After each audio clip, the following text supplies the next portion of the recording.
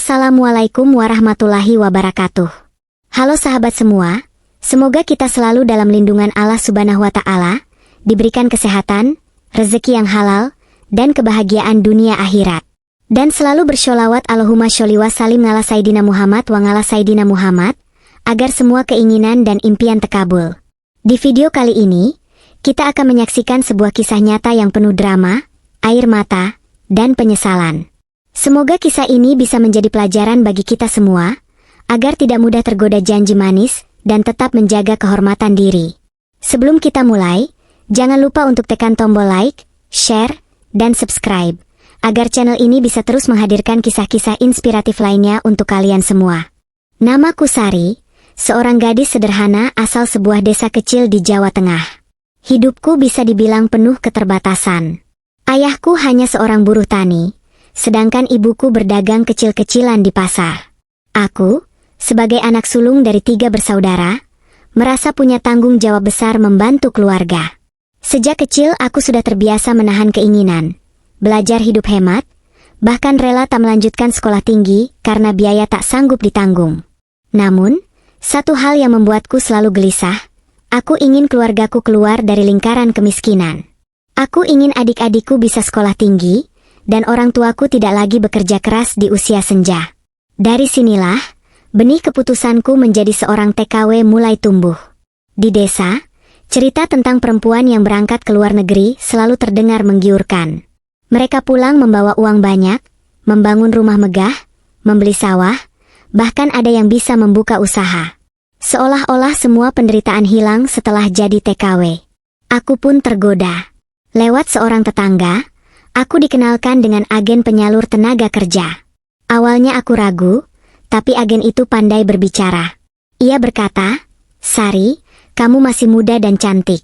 Majikan pasti suka. Gaji di sana besar, bahkan bisa 3 kali lipat dari yang lain kalau kamu pintar mengambil hati majikan. Hidupmu akan berubah." Kata-kata itu menancap dalam pikiranku. Setelah melalui proses panjang, akhirnya tibalah hari keberangkatan. Hatiku campur aduk. Aku sedih meninggalkan orang tua, tapi juga bersemangat menyongsong masa depan. Di bandara, ibuku memeluk erat tubuhku, meneteskan air mata sambil berpesan, "Nak, jaga dirimu baik-baik. Jangan gampang percaya orang. Ingat, tujuanmu hanya untuk bekerja, bukan mencari hal lain." Aku mengangguk, meski dalam hati ada perasaan gamang yang sulit kujelaskan. Pesawat mendarat di sebuah negara di Timur Tengah. Udara panas langsung menyambutku. Suasana asing membuatku merasa kecil dan rapuh. Agen lokal menjemputku, lalu membawaku ke rumah majikan pertamaku, sebuah keluarga terpandang. Rumahnya megah bak istana, penuh dengan perabotan mahal yang hanya bisa kulihat di televisi. Disinilah aku bertemu Tuan Karim, majikanku. Ia seorang pria paruh baya, berharisma, dengan senyum ramah yang menenangkan. Saat pertama kali melihatku, matanya menatap agak lama, seolah menilai sesuatu dalam diriku. Namun aku menepis pikiran buruk itu. Bagiku, ia hanyalah majikan, dan tugasku hanya bekerja. Hari-hari awal berjalan cukup baik. Istri Tuan Karim sibuk dengan kegiatan sosial, sedangkan anak-anak mereka sudah dewasa dan jarang di rumah. Praktis, aku lebih sering berinteraksi dengan Tuan Karim. Ia sering bertanya kabar, memberiku makanan enak, bahkan sesekali memuji penampilanku. "Sari, kamu ini berbeda dengan pembantu sebelumnya. Kamu rajin, sopan, dan wajahmu itu menenangkan," ucapnya suatu malam saat aku selesai membereskan meja makan. Aku hanya tersenyum gugup, tidak tahu harus menjawab apa. Perhatian demi perhatian itu membuatku merasa dihargai. Awalnya aku berpikir semua itu wajar. Tapi lambat laun, hatiku yang kesepian mulai goyah. Aku jauh dari keluarga, tidak ada teman, dan hanya ia yang sering mengajakku bicara. Setiap kali ia tersenyum, ada perasaan hangat aneh yang sulit kuingkari. Aku ingat pesan ibuku, jangan gampang percaya orang. Namun dalam sunyi, perhatian Tuan Karim seperti oase di tengah padang pasir. Aku merasa seperti seorang perempuan yang diperhatikan, bukan sekadar pembantu. Malam-malam panjang di negeri asing membuatku sering merenung. Aku bertanya pada diri sendiri, apakah aku bisa bertahan hanya sebagai pekerja? Atau akankah aku terseret oleh perhatian seorang majikan yang begitu memanjakan? Tanpa kusadari, langkah kecilku mulai memasuki sebuah jalan yang kelak akan menyeretku pada kisah kelam. Jalan menuju hubungan terlarang yang tak pernah kubayangkan sebelumnya. Hari-hari berlalu, dan aku mulai terbiasa dengan rutinitas di rumah majikan. Bangun pagi, menyiapkan sarapan, membersihkan rumah, mencuci pakaian, dan menyiapkan makan malam. Awalnya semua terasa melelahkan, tapi lama-kelamaan aku menemukan ritme. Namun, ada satu hal yang tak bisa kupungkiri, perhatianku pada Tuan Karim semakin besar. Ia bukan hanya sekadar majikan. Bagaimana tidak? Hampir setiap hari ia selalu mencari cara untuk berbicara denganku. Kadang ia sengaja datang ke dapur hanya untuk menanyakan apakah aku sudah makan, atau menungguiku saat aku menyetrika sambil bercerita tentang masa mudanya. Pernah suatu sore, saat hujan turun deras di luar, aku sedang menjemur pakaian yang kebasahan. Tiba-tiba Tuan Karim datang membawa payung, lalu berdiri di sampingku. "Sari, kau akan sakit kalau hujan-hujanan. Masuklah, biar aku yang urus ini." Aku terdiam. Bagaimana mungkin seorang majikan yang biasanya diperlakukan bak raja oleh pembantu lain, justru bersedia menolongku seperti itu? Hati kecilku bergetar. Ada rasa nyaman, rasa diperhatikan, bahkan mungkin rasa dicintai. Tapi di saat yang sama, aku juga merasa takut. Aku tahu posisiku hanya seorang TKW. Aku bukan siapa-siapa. Malam itu, aku duduk di kamar kecilku sambil merenung. Kata-kata ibuku saat di bandara kembali terngiang, "Tujuanmu hanya bekerja, bukan mencari hal lain." Aku mencoba meyakinkan diri bahwa aku harus tegas menjaga batas. Namun, semakin keras aku menolak, semakin besar pula rasa itu tumbuh. Hari demi hari, Tuan Karim semakin berani. Ia sering membelikan baju baru untukku, meski aku selalu menolak dengan alasan tidak pantas. "Kau pantas mendapatkan yang terbaik, Sari," katanya lembut sambil menyodorkan kantong belanjaan. Kadang ia juga memberi uang tambahan dengan alasan, uang jajan. Yang membuatku semakin bingung adalah sikap istrinya, Nyonya Laila. Ia seperti tidak peduli. Ia terlalu sibuk dengan kegiatan sosial, pesta, dan arisan bersama teman-temannya. Bahkan jarang berada di rumah. Hubungannya dengan suaminya terlihat dingin, seolah mereka hidup di dunia masing-masing. Dari situlah aku mulai memahami, mungkin Tuan Karim merasa kesepian, sama sepertiku. Suatu malam, ketika aku sedang membereskan ruang tamu, Tuan Karim duduk di sofa sambil menatapku lama. "Sari, kau tahu tidak, aku sebenarnya sudah lama tidak merasakan perhatian seorang perempuan. Istriku sibuk dengan dunianya sendiri. Aku merasa kesepian. Tapi sejak kau datang, aku merasa rumah ini kembali hidup." Kata-kata itu membuat tubuhku kaku. Aku ingin pura-pura tidak mendengar, tapi hatiku tak bisa membohongi diri. Ada rasa bangga karena aku dianggap penting. Tapi juga ada rasa takut. Apa yang akan terjadi kalau aku benar-benar terjebak dalam rayuan ini? Beberapa hari kemudian, ia kembali menegaskan perasaannya. Saat aku selesai menyiapkan makan malam, ia menatapku dengan serius. "Sari, aku tahu ini tidak pantas. Tapi aku jujur. Aku menyukaimu. Kalau kau mau, aku bisa menjamin hidupmu. Aku bisa memberimu rumah di kampung, uang untuk keluargamu, bahkan aku berjanji tidak akan membiarkanmu kekurangan apapun." Aku tercekat. Bagaimana mungkin seorang majikan yang sudah beristri mengatakan hal itu padaku? Dalam kepalaku berkecamuk banyak hal. Wajah ibuku, adik-adikku, rumah reot yang hampir roboh, kebutuhan sekolah yang tak pernah cukup. Semua seakan menjerit mendorongku menerima tawaran itu. Namun, di sisi lain, ada suara hati kecilku yang berkata, "Sari, jangan lakukan ini. Kau hanya akan menjerumuskan diri dalam dosa. Kau akan jadi perempuan yang hanya dipandang rendah." Malam itu aku tidak bisa tidur. Aku bolak-balik di tempat tidur sempitku. Bayangan tentang uang, rumah baru, dan wajah bahagia keluargaku membuatku hampir tergoda. Tapi bayangan tentang rasa malu, dosa, dan kemungkinan diusir juga menghantuiku. Hingga akhirnya, aku mengambil keputusan, aku akan mencoba menerima perhatian Tuan Karim. Bukan berarti aku benar-benar mencintainya, tapi karena aku tak sanggup menolak janji manisnya. Dalam pikiranku saat itu, mungkin inilah jalan tercepat untuk mengubah nasib keluargaku. Sejak hari itu, aku mulai hidup dalam dilema. Setiap kali Tuan Karim menatapku dengan senyum hangat, hatiku bergetar. Tapi setiap kali aku ingat pesan ibuku, dadaku sesak. Aku seperti berjalan di atas tali tipis yang bisa putus kapan saja. Aku tidak tahu bahwa keputusan kecilku itu akan menjadi awal dari badai besar yang kelak menghancurkan hidupku. Hari-hariku bersama Tuan Karim terus berjalan dalam bayang-bayang rahasia. Aku sudah terlalu jauh melangkah.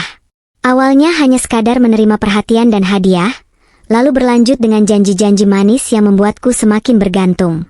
Aku tahu aku salah, tapi aku terikat pada janji hidup lebih baik untuk keluargaku di kampung. Namun, takdir seakan ingin menguji aku lebih dalam. Suatu hari, Tuan Karim memanggilku. Dengan suara serius, ia berkata, "Sari, aku ingin kau membantu di rumah saudaraku untuk sementara. Istriku akan pergi cukup lama, dan aku tak ingin orang lain tahu bahwa kita terlalu dekat. Kau akan tinggal di sana beberapa waktu. Anggap saja hanya pindah tugas." Aku mengangguk, meski dalam hati berat meninggalkan rumah itu. Bagiku, di sanalah aku mulai merasakan kasih sayang, meski terlarang. Namun, sebagai pembantu, aku tidak bisa menolak perintah majikan. Hari berikutnya, aku dibawa ke rumah saudaranya, Tuan Hasan. Rumahnya tidak kalah megah, bahkan lebih modern. Saat pertama kali bertemu, Tuan Hasan langsung membuatku gugup. Ia lebih muda dibanding Karim, mungkin awal 40-an, gagah, tegas, dan berwibawa. Matanya tajam, namun ada pesona yang sulit kujelaskan. Berbeda dengan Tuan Karim yang lembut dan penuh rayuan, Tuan Hasan terlihat dingin dan tegas. Ia jarang bicara, tapi sekali membuka mulut, semua orang patuh. Istrinya pun jarang terlihat di rumah, karena sibuk dengan bisnis butik di kota. Lagi-lagi, aku berhadapan dengan majikan yang kesepian. Awalnya aku merasa nyaman karena Tuan Hasan tidak banyak bicara. Tapi semakin lama, aku mulai sadar bahwa tatapannya sering mengikutiku diam-diam. Saat aku membersihkan ruang tamu, aku bisa merasakan matanya mengawasi dari lantai atas. Saat aku menyiapkan makan malam, ia sering berdiri di dekat dapur dengan alasan ingin mencicipi masakan. Beberapa minggu kemudian, sikapnya mulai berubah. Suatu sore, ia memanggilku ke ruang kerjanya. Aku masuk dengan canggung, lalu ia berkata, "Sari, aku dengar dari Karim kalau kau pekerja yang rajin. Aku senang kau ada di rumah ini.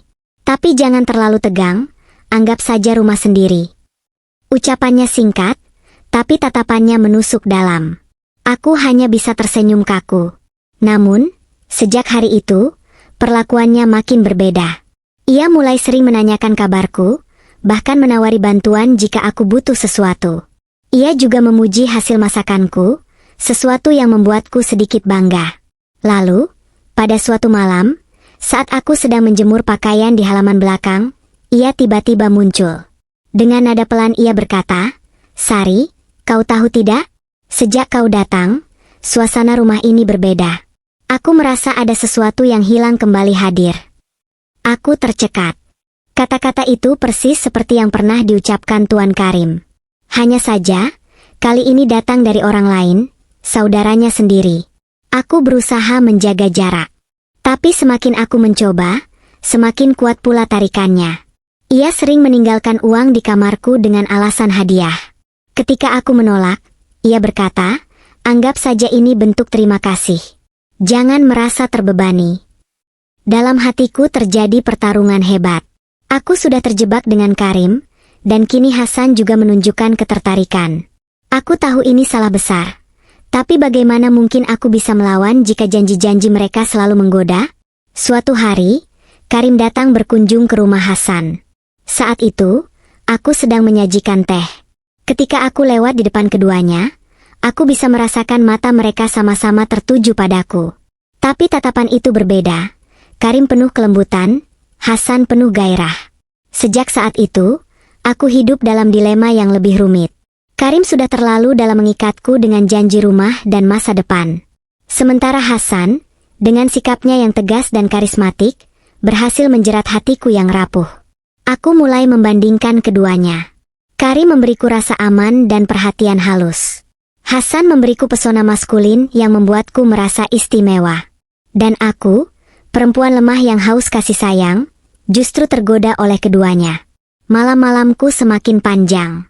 Aku sering menangis diam-diam di kamar, bertanya pada Tuhan kenapa aku dipertemukan dengan dua pria yang sama-sama mengikatku dalam jebakan. Tapi setiap kali aku ingin berhenti, bayangan rumah megah untuk orang tuaku dan masa depan adik-adikku membuatku tetap bertahan. Aku sadar, sejak menerima perhatian Hasan, aku sudah melangkah lebih jauh ke dalam jurang. Kini, bukan hanya satu majikan yang menginginkanku, tapi dua orang sekaligus. Dua saudara yang bisa kapan saja saling mencurigai.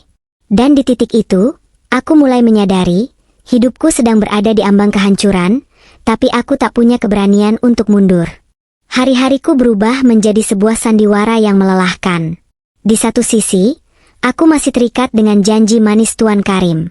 Ia terus menepati kata-katanya, memberikan uang tambahan, hadiah, bahkan sering menitip pesan lewat telepon bahwa aku harus bersabar karena suatu hari nanti ia akan membelikan rumah untuk keluargaku di kampung. Di sisi lain, Tuan Hasan semakin berani menunjukkan perhatiannya.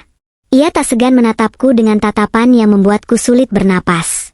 Kadang ia sengaja mencari alasan agar bisa berbicara berdua denganku. "Sari, aku suka sekali masakanmu. Kalau kau mau, aku bisa membawamu ke restoran besar, biar kau belajar lebih banyak," katanya suatu malam. Kata-kata itu sederhana, tapi nada suaranya penuh maksud tersembunyi. Aku hidup dalam dua dunia. Pagi hari aku sibuk bekerja di rumah Hasan, sambil menahan perasaan bersalah karena tahu Karim juga masih menaruh hati padaku. Malam hari aku sering menerima telepon dari Karim yang selalu menanyakan kabarku. Dan aku hanya bisa berpura-pura kuat, padahal hatiku hancur dalam kebingungan. Ketakutan itu mulai nyata ketika suatu sore, Karim datang lagi ke rumah Hasan. Saat aku sedang membersihkan ruang tamu, aku mendengar percakapan mereka.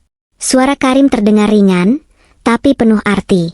"Hasan, aku titip Sari baik-baik. Dia pekerja yang rajin dan bisa dipercaya. Jangan sampai dia pergi, karena aku sendiri sudah merasa kehilangan sejak dia pindah ke rumahmu." Aku yang mendengar itu langsung lemas. Bagaimana kalau Hasan menyadari arti kalimat Karim? Bagaimana kalau mereka mulai mencurigai kedekatanku dengan keduanya? Malam itu aku tidak bisa tidur. Aku duduk di tepi ranjang, menggenggam foto keluarga yang kubawa dari kampung. Wajah ayah dan ibuku yang penuh harapan seolah menatapku, menuntutku agar tidak menyerah. Tapi bagaimana caranya? Aku sudah terjebak terlalu jauh. Rasa takut itu semakin menjadi-jadi. Setiap kali Karim datang berkunjung, aku harus pandai memainkan ekspresi. Tidak boleh terlalu ramah, karena bisa menimbulkan curiga dari Hasan. Tapi juga tidak boleh terlalu dingin, karena Karim bisa merasa aku menjauh. Sebaliknya, saat Hasan ada di rumah, aku harus berhati-hati agar tidak menunjukkan perubahan sikap, sebab pembicaraan kecil saja bisa memancing tanda tanya. Aku merasa hidup seperti bayangan yang berlari dari cahaya. Selalu berusaha bersembunyi, selalu diliputi rasa was-was. Bahkan saat aku sedang mencuci piring atau menjemur pakaian, pikiranku dipenuhi bayangan buruk. Bagaimana jika suatu hari rahasia ini terbongkar? Ketakutan lain juga menghantui. Aku mulai sadar bahwa diriku bukan lagi seorang pekerja biasa. Aku sudah menjadi semacam milik dua orang sekaligus. Itu berarti kapan saja aku bisa kehilangan segalanya. Pekerjaanku, uang, bahkan keselamatan. Aku sering mendengar cerita dari TKW lain, bagaimana ada yang dipukul, diusir, bahkan dipenjarakan hanya karena masalah pribadi dengan majikan. Apa yang akan terjadi padaku jika kebenaran ini terbuka? Namun, di tengah semua ketakutan itu, ada sisi diriku yang tak bisa berhenti terlena. Saat Karim berbicara lembut di telepon, aku merasa tenang, seolah ada sosok ayah yang melindungi. Saat Hasan menatapku dengan wibawa, aku merasa seperti perempuan yang diinginkan. Dua perasaan itu bercampur, membuatku semakin sulit melepaskan diri. Hingga suatu malam, aku bermimpi buruk. Dalam mimpi itu, aku melihat Karim dan Hasan bertengkar hebat karena diriku. Mereka saling berteriak, wajah mereka merah padam, lalu tiba-tiba keduanya menudingku dengan tatapan benci. Aku terbangun dengan tubuh basah oleh keringat. Nafasku terengah-engah, seakan mimpi itu bukan sekadar bunga tidur, melainkan pertanda akan datangnya badai. Sejak malam itu, rasa was-was semakin besar. Aku bekerja dengan ketakutan terus-menerus. Senyumku palsu, tawaku terpaksa, dan sikapku selalu penuh perhitungan. Aku bahkan mulai sulit makan, tubuhku kurus, dan wajahku pucat. Tapi aku tidak berani bercerita kepada siapapun. Aku hanya bisa memendam semuanya sendiri. Aku tahu, cepat atau lambat, sandiwara ini akan berakhir. Dan ketika saat itu tiba, aku tidak yakin apakah aku masih bisa selamat. Hari-hari penuh sandiwara itu, akhirnya sampai pada titik paling menegangkan. Aku sudah berbulan-bulan hidup di antara dua pria, dua janji, dan dua kebohongan. Aku tahu tidak mungkin selamanya aku bisa menyembunyikan semuanya. Tanda-tanda kehancuran mulai terlihat ketika Tuan Karim semakin sering datang ke rumah Hasan. Alasannya selalu sederhana, menjenguk saudaranya. Tapi aku tahu, ia juga ingin memastikan keberadaanku. Setiap kali ia datang, jantungku berdegup kencang. Aku harus berpura-pura biasa saja, harus menata wajah seolah-olah aku hanya seorang pembantu yang menjalankan tugas. Namun, suatu sore, peristiwa yang kutakuti benar-benar terjadi. Karim datang tanpa pemberitahuan. Saat itu aku sedang membantu Hasan menyiapkan berkas-berkas di ruang kerjanya. Kami duduk agak berdekatan, karena aku sedang menunjukkan catatan pengeluaran rumah tangga yang biasa kutulis. Tanpa kusadari, posisi kami terlihat begitu dekat dari luar ruangan. Tiba-tiba pintu terbuka. Karim berdiri di ambang pintu dengan wajah terkejut, lalu berubah menjadi muram. Tatapannya bergeser dari Hasan ke arahku. Aku merasakan tubuhku gemetar hebat, keringat dingin mengalir di pelipis. "Apa yang kalian lakukan?" Suara Karim berat dan penuh kecurigaan. Hasan tersenyum tipis, mencoba menenangkan situasi. "Kami hanya sedang membicarakan urusan rumah. Kau terlalu cepat berprasangka, Karim." Namun aku bisa melihat dengan jelas, mata Karim tidak percaya. Tatapan itu menusukku, membuatku ingin bersembunyi di bawah lantai. Sejak kejadian itu, suasana berubah drastis. Karim mulai jarang menelponku, dan jikapun menelpon, suaranya dingin. Sementara Hasan, justru semakin berani menunjukkan ketertarikannya, seakan sengaja menantang saudaranya. Puncaknya terjadi pada malam Jumat, ketika keluarga besar berkumpul di rumah Hasan untuk makan malam bersama. Aku yang bertugas menyiapkan hidangan berusaha keras untuk tetap tenang. Tapi aku bisa merasakan aura tegang di antara dua pria itu. Tatapan mereka saling mengunci, seolah ada perang tak kasat mata yang sedang berlangsung. Saat semua orang sudah pulang, hanya kami bertiga yang tersisa di ruang tamu.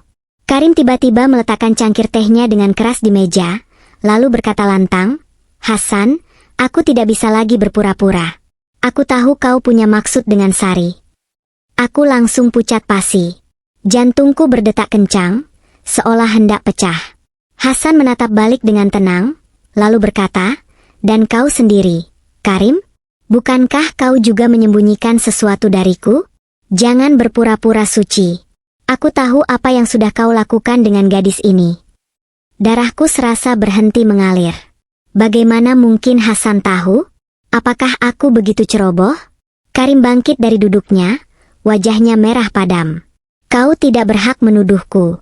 Aku menyayanginya. Aku ingin membawanya ke kampungnya, membangunkan rumah untuk keluarganya. Aku ingin memberinya masa depan." Hasan tertawa sinis. "Masa depan? Kau hanya pria tua kesepian yang mencari penghiburan. Sari butuh lebih dari sekadar janji. Ia butuh pria yang bisa membuatnya merasa hidup, dan itu bukan kau, Karim." Pertengkaran semakin memanas. Mereka saling berteriak, saling menuduh, bahkan hampir saling mendorong. Aku hanya bisa berdiri di sudut ruangan, tubuhku gemetar hebat, air mataku jatuh tanpa bisa kutahan. Akhirnya, Karim menoleh padaku dengan mata penuh amarah. "Sari, katakan padaku, siapa sebenarnya yang kau pilih? Aku atau Hasan? Jangan main-main lagi." Pertanyaan itu membuat nafasku terhenti. Aku ingin menjawab, tapi suaraku tercekat. Bagaimana aku bisa memilih?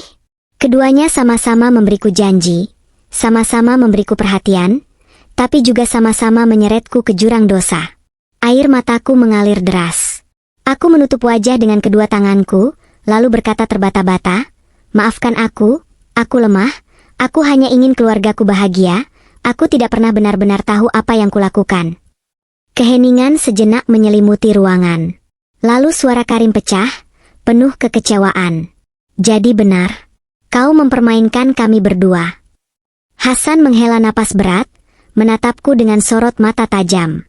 "Sari, kau tidak sadar, apa yang kau lakukan bisa menghancurkan semuanya. Bukan hanya dirimu, tapi juga kami." Malam itu menjadi malam paling kelam dalam hidupku. Semua kebohongan terbongkar, semua topeng jatuh. Aku bukan lagi gadis polos yang datang untuk bekerja. Aku sudah berubah menjadi perempuan yang terseret dalam cinta terlarang, dan kini semua orang tahu. Aku ingin berteriak, ingin berlari keluar rumah, tapi kakiku lemas. Yang bisa kulakukan hanyalah menangis sejadi-jadinya, sambil menyadari bahwa inilah akibat dari semua pilihanku. Setelah malam itu, hidupku berubah total. Tidak ada lagi senyum hangat dari Tuan Karim, tidak ada lagi tatapan penuh wibawa dari Tuan Hasan. Yang tersisa hanyalah dingin, hampa, dan rasa bersalah yang menyesakkan dada. Keesokan paginya, suasana rumah terasa mencekam. Karim tidak bicara sepatah kata pun padaku. Ia hanya menatapku sekilas dengan sorot mata penuh kekecewaan sebelum pergi meninggalkan rumah Hasan. Hasan sendiri tampak murung, wajahnya tegang, dan ia tidak lagi memanggilku untuk sekadar berbincang. Aku merasa seperti orang asing. Bahkan lebih buruk, aku merasa seperti noda yang mengotori kehidupan mereka. Hari-hari berikutnya terasa seperti neraka. Aku bekerja dengan tubuh lemas, pikiran kacau, dan hati yang penuh rasa bersalah. Setiap kali aku mengangkat sapu atau menyiapkan makanan, air mataku tak bisa dibendung. Aku terus bertanya pada diriku sendiri, mengapa aku begitu lemah? Mengapa aku tergoda janji-janji manis yang seharusnya bisa kutolak? Beberapa minggu kemudian, keputusan yang kutakuti akhirnya datang. Hasan memanggilku ke ruang tamunya. Dengan nada dingin ia berkata, "Sari, mulai besok kau tidak perlu lagi bekerja di sini. Kami akan mengurus tiket kepulanganmu. Anggap ini yang terbaik, sebelum segalanya makin buruk." Aku terdiam. Tenggorokanku kering, bibirku gemetar. Aku ingin memohon, ingin menjelaskan, tapi apa gunanya? Semua sudah hancur. Tak ada lagi yang bisa kukatakan.